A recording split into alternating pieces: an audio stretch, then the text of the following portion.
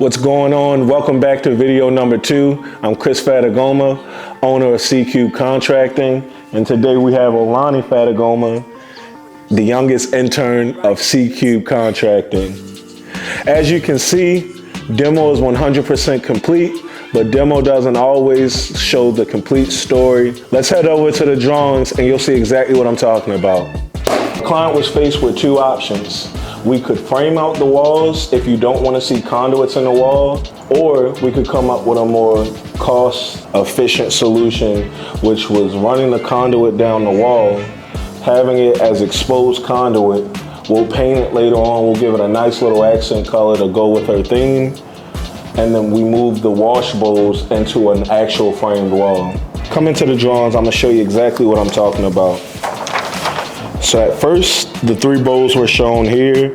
We've now decreased from 3 bowls to 2 bowls because the walls are a little bit shorter.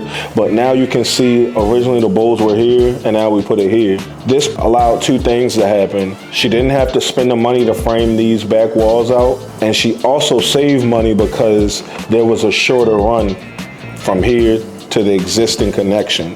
So let's go ahead and talk about some of the changes that between the first video and the second video. So what I explained earlier was all of these conduits, the conduits necessarily didn't change, but you wouldn't have been able to see the conduits because they would have been hidden in a wall. I'll give it that more industrialized look. So we'll go ahead and hit it with an accent color.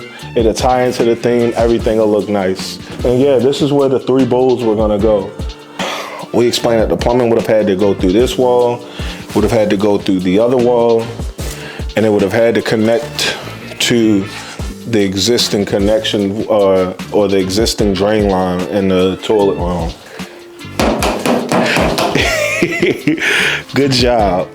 So right now, because we were able to shorten up the plumbing run, we got a bit of a credit from our plumber, and we were able to take out the hollow metal frame doors here and we'll replace them with barn doors. All right, so what you see right here, these are where the new wash bowls are going to go. So you have wash bowl 1 here, wash bowl 2 here. We went from 3 down to 2 just to give someone a little bit more space here as they're washing someone's hair. You can also stand in between washing one's hair, or you can stand on this outside. Now let's take you to the bathroom so you can see why everybody was fooled.